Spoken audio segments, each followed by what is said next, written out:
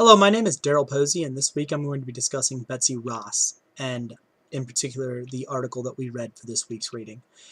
Betsy Ross is one of those names in history that everyone knows. Everyone knows the story of her and our nation's flag.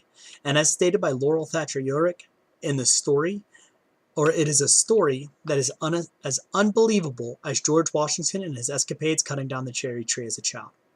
The story from her grandchild, from Betsy Ross's grandchild, was that George Washington and his associates happened to stumble into her shop one day and ask her to make a flag.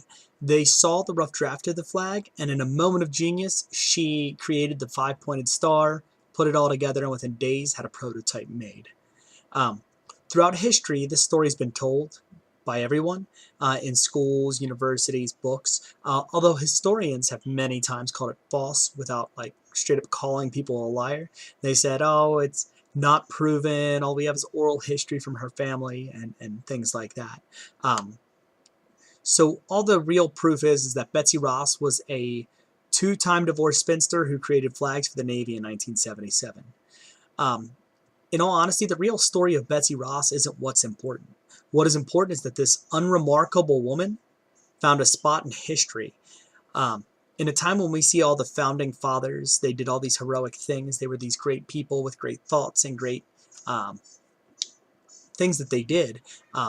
History needed and deserved a larger-than-life woman to take up the mantle of importance as well.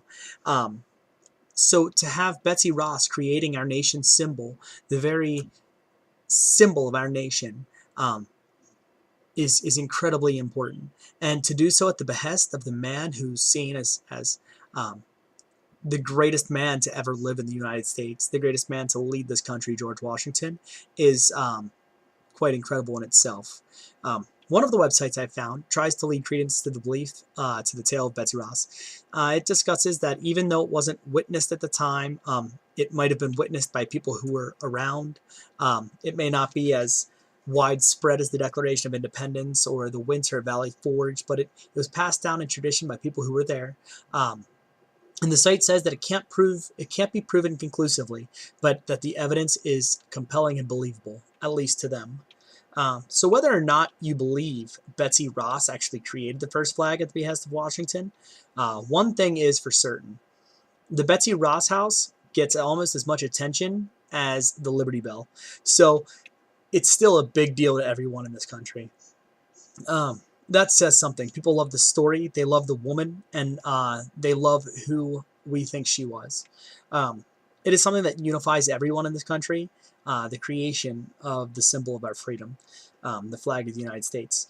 To me personally, the flag of the United States has huge meaning. I worked in honor guard for several years, handing the flag to widows and family members of brothers who have fallen in war.